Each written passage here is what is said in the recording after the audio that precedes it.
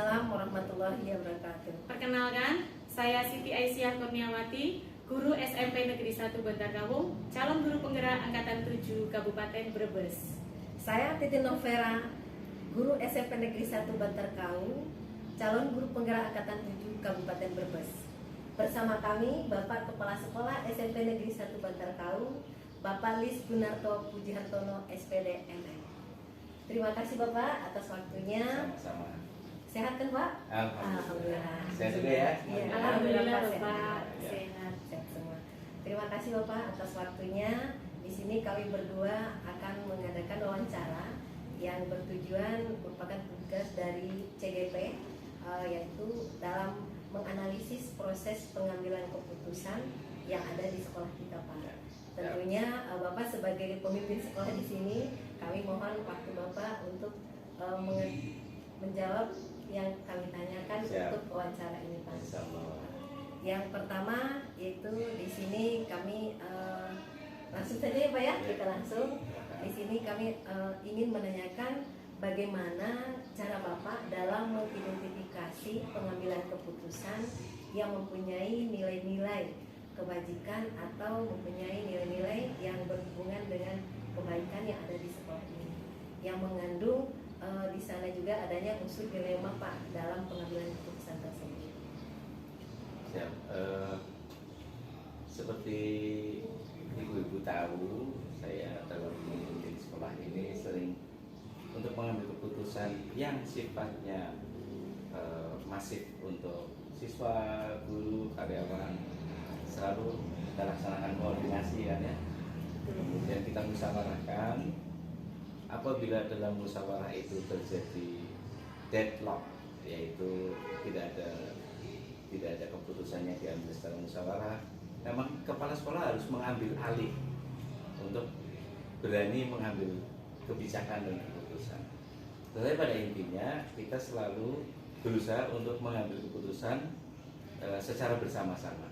Gitu.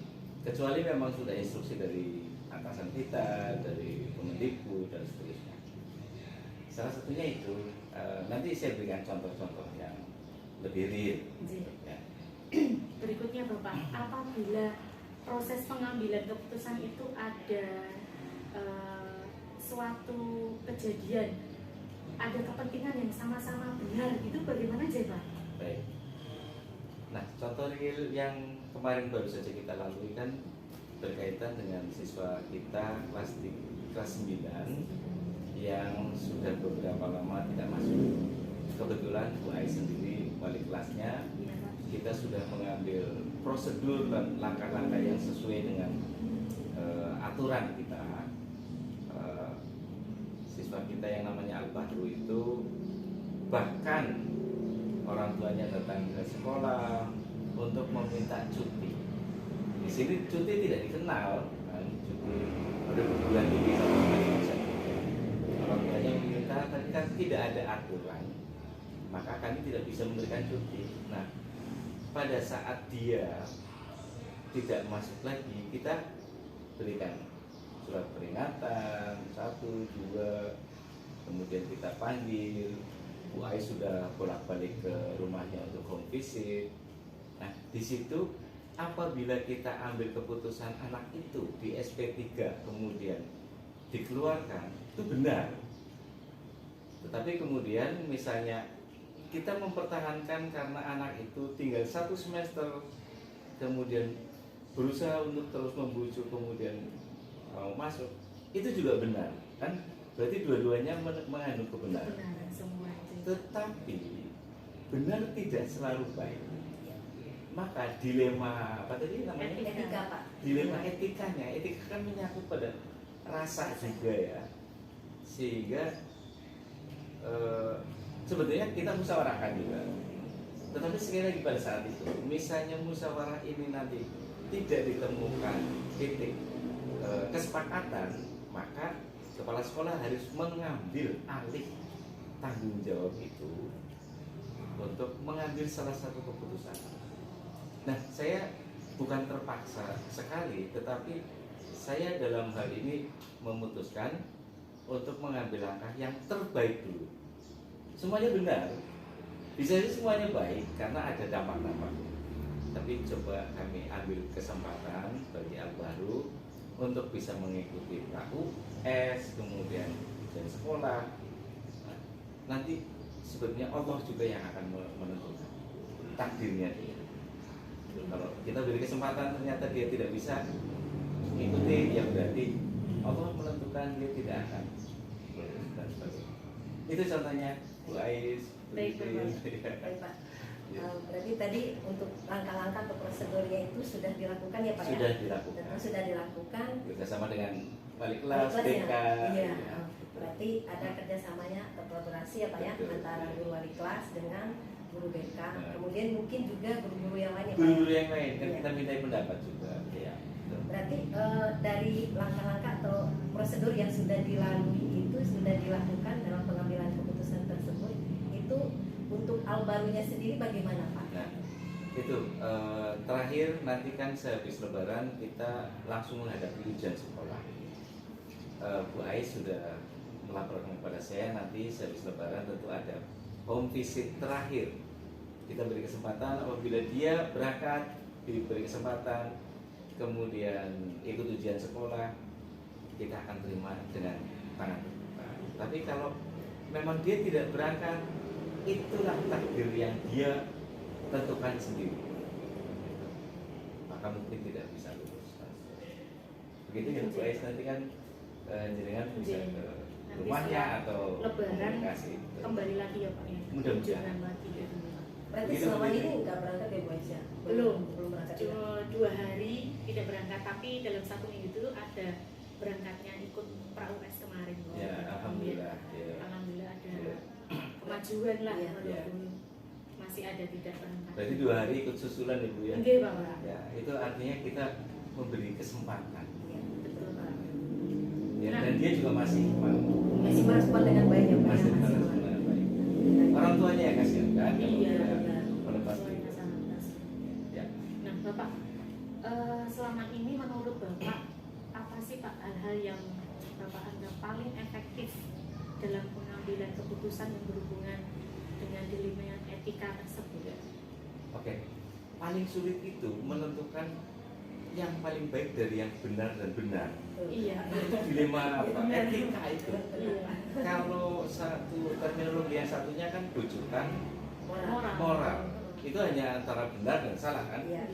Siapapun bisa mengambil keputusan itu. Nah, ini juga saya sangat tertarik dengan permasalahan ini, dilema etika. Ternyata bagus juga untuk ditelaah, dianalisis dan seterusnya. Nah, yang paling efektif menurut saya, setelah saya analisa, kemudian saya bicarakan dengan para wakil saya.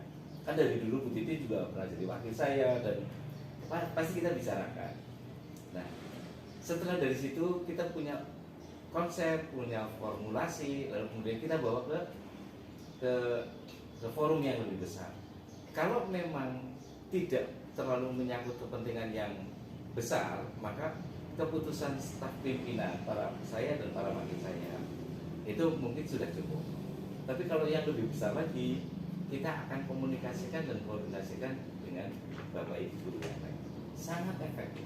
Dibanding kalau saya ambil keputusan sendiri, maka yang lain tidak merasa memiliki dan tidak merasa ikut mengambil keputusan dan kebijakan. Gitu. Ya. Berarti selalu dengan musyawarah ya Pak? Dengan musyawarah lebih baik. Lebih baik. Memang ada saatnya harus ditentukan oleh kami para staf pembinaan. Ya. Tapi musyawarah kita utamakan. Kemudian Pak, di sini tentunya masalah ini luar biasa ya Pak ya. Itu tantangan yang paling berat Pak dalam pengambilan keputusan dari masalah Al-Bahru ini apa Pak? Ya.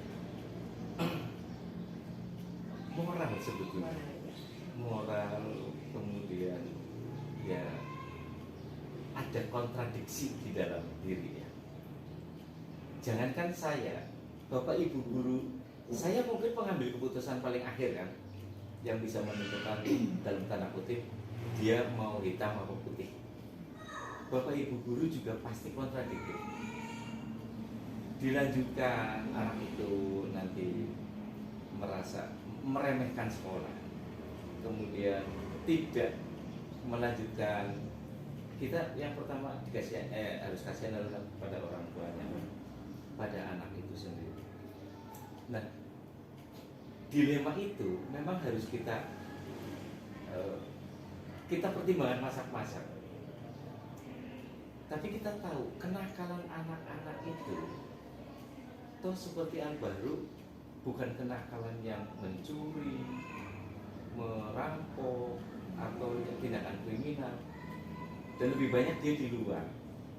Kalaupun ada ketegangan dengan teman-temannya kan sebetulnya oleh BK, oleh guru-guru, oleh wali kelas dan sebagainya sudah bisa diatasi. Dia terbawa oleh teman-teman dari luar.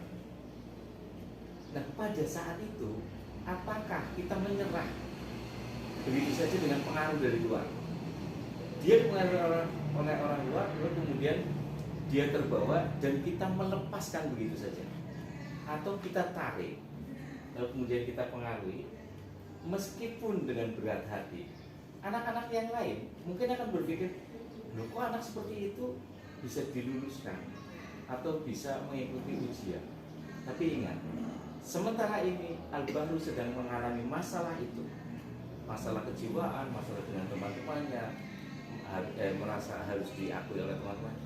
Tapi pada suatu saat anak-anak itu mungkin pengennya dia dikeluarkan, tapi pada suatu saat siapa tahu terkena pada anak-anak yang lain itu. Maka kalau ada orang yang memberi kesempatan, siapa tahu kalau terjadi pada anak yang lain bisa diselesaikan dengan baik. Sebetulnya tantangan berat itu secara moral, secara kejiwaan gitu. Begitu. Nah, tantangannya tersebut itu Pak, ada nggak Bapak punya jadwal, misalnya, oh ada masalah seperti ini, terus nanti akan saya selesaikan waktu sekarang, atau minggu depan, atau bulan depan, atau seketika itu juga Pak, kalau menghadapi masalah seperti itu Pak? Tentu tentatif ya waktunya, lalu kemudian ada yang insidentil, tetapi kita tahu kalau masalah Al-Bahru, Bu Ais sudah sangat luar biasa dengan mereka kerjasama. Itu kan butuh waktu. Kita beri kesempatan, kita kasih SP, lalu kemudian beri kesempatan, ada jeda waktu, ada home visit, ada jeda waktu. Kemudian kita jadwalkan kapan mengambil keputusan untuk SP1, SP2 dan seterusnya. Tapi pada saat-saat tertentu kan saya pernah langsung menghadapi orang tuanya, langsung menghadapi Al-Bahrunya, apalagi Bu Ais, BK sudah. Tapi itu menunjukkan bahwa kita tidak menyerah begitu saja. Kita mencoba. Nah, siapa tahu ini justru tantangan inilah yang bisa memunculkan butir-butir pahala bagi kita yang tentu mudah-mudahan diterima oleh Allah sebagai amal kebajikan. Kita tidak menyerah, dan tidak cuma pada Al-Bahru, kita tidak pernah menyerah, berusaha semaksimal mungkin. Kalau memang sudah mentok itu takdirnya. Nah, tapi kan kita harus menciptakan takdir kita, kan ada sendiri, ada takdir Allah yang sudah ditentukan dan tidak bisa dirubah, tapi ada takdir. Kita berusaha, maka akan insya Allah hasil tidak akan mengkhianati usaha. Itu kan sering didengarkan. Ya, hasil tidak mengkhianati. Berarti benar ya Pak ya, hasil itu tidak mengkhianati usaha ya. Betul. Mudah-mudahan dari keputusan yang diambil ini bisa menumbuhkan nilai-nilai baik yang lain ya Pak ya, menumbuhkan nilai-nilai yang baik. Kemudian di sini Pak, tentunya dalam mengambil keputusan ini ya Pak, berat.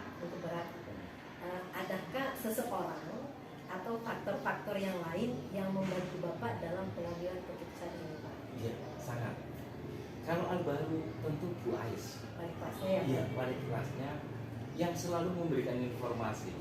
Informasinya sangat objektif. Ya, begini, ini kesalahannya Al-Bahru, tapi positifnya ini, ibunya begini, orang tuanya begini. Itu sangat membantu. Dalam hal ini Bu Ais sebagai wali kelas yang banyak menginformasikan dan membantu pengambilan keputusan itu, dan menginformasikan kepada Bapak Ibu yang lain. Dan tentu BK, peran BK sangat luar biasa. Alhamdulillah teman-teman BK juga sangat aktif, proaktif dan seterusnya. jangan pernah menyerah dengan masalah. Tidak ada satu sekolah pun di dunia ini yang nggak mendapatkan masalah. Manakala kita sudah bosan dengan masalah, maka tutup aja sekolah itu atau berhentilah kita jadi manusia. Masalah itu selalu akan. Yang dalam hal ini wali kelas. Sebagai wali kelasnya ya Pak ya. Tapi untuk mengambil keputusan, kami kumpul dulu pihak wali kelas, BK, bahkan para wakil saya terutama kesiswaan, Bu Dewi Hakim itu sangat membantu untuk mengambil keputusan. Di samping Bu Ais terus. Tetap berkolaborasi ya, Berkolaborasi. Iya, betul. Nah Bapak, dari yang Bapak paparkan hari ini tadi, satu pembelajaran apa sih Pak yang bisa Bapak petik dari proses pengambilan keputusan tersebut?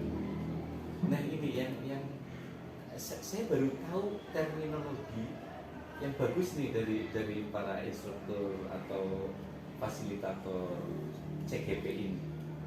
Terminologi yang kita kenal dilema etika. Sejujurnya saya baru tahu dan jenengan sudah kasih tahu, oh ya begini. Oh ternyata itu kan pembelajaran yang sangat penting. Memang kita kadang dihadapkan pada hal-hal yang benar, tapi harus kita ambil salah satunya hal-hal yang benar tapi kontradiktif. Keputusan A benar tapi B bertentangan dengan A, tapi juga benar. Ada dasarnya, ada dasar hukumnya, ada pertimbangannya dan sebagainya. Ini ternyata pembelajaran yang baiknya adalah kita tetap untuk mengambil keputusan dilema etika ini, kita menampung sebanyak-banyaknya informasi, menampung sebanyak-banyaknya pendapat, tapi manakala mentok tidak bisa diambil keputusan berdasarkan musyawarah, kepala sekolah atau pimpinan harus berani mengambil alih untuk mengambil keputusan dengan prosedur-prosedur yang sudah dilaksanakan. Maka apabila pimpinan mengambil alih itu, tanggung jawab utama ada di pimpinan. Tidak apa-apa, sekolah atau kepala sekolah tidak akan menyalahkan siapapun. Keputusan bersama maupun keputusan kita berani di depan. Itulah ing ngarso suntulodo ing madyo maung karso tutwuri. Di posisi mana kita berada, bisa di depan, bisa di tengah, bisa di belakang. Gitu. Luar biasa, luar biasa. Semoga sukses semuanya. Doanya Pak ya. Doanya dari teman-teman semua. Dan kemarin ketika kami di ruang kolaborasi ya Bu, salah satunya itu ada uji panutan. Uji panutan kami ya Bapak Kepala Sekolah. Iya. Kami sampaikan seperti itu. Kok segitu amat? Enggak apa-apa ya. Bijaksana ya Bu. Bapak itu Amin. bijaksana mengambil keputusan. Ya kan? Kemudian apa yang diputuskan itu ya menurut kita itu memang paling tepat gitu loh Pak. Karena musyawarah ya. Iya, kan? paling tepat. Penuh tanggung jawab dan juga Amin. mengandung nilai-nilai kebajikan universal. Iya. Iya, betul Pak. Kebajikan Iya, universal. kebajikan Bagus nih universal. istilahnya. Dan satu lagi Pak, berpihak pada murid. Iya. Iya. Iya. Betul. Nah, gini, berpihak pada semua ya. Kita proporsional kepada murid tentu karena kita melayani siswa. Iya, betul. Kemudian pada Bapak Ibu guru karyawan juga kita tentu berpihak. Cuma pada saat mana kita menempatkan diri. Jadi situasional juga ya. Dan satu lagi Pak, Yes, keberanian dalam mengambil keputusan. Harus Nah, berani. gitu. Ya. Padahal kan resikonya ini luar Resiko. biasa ya Pak ya. Apalagi tantangan buat murid-murid yang lain gitu ya. Betul, betul. Luar biasa bagi kita. Baik, terima kasih Iya. Bapak atas Terima kasih, waktunya sama-sama. berbagi bersama kami, dan semoga apa yang Bapak sampaikan tadi menambah wawasan kita, menambah pembelajaran kita ya Bu Titi ya. Saya juga banyak belajar dari ibu-ibu dan yang lain. Baik. Ya. Saya akhiri gitu Pak. Iya, sukses semuanya. Sama-sama Ya Pak ya. Ya. Terima kasih Pak. Amin, semoga sukses. Baik, demikian wawancara kami dengan Bapak Lis Gunarto Puji Hartono SPDMM, Kepala SMP Negeri 1 Bandar Kawung Kabupaten Brebes. Billahi taufik wal hidayah. Wassalamualaikum warahmatullahi wabarakatuh.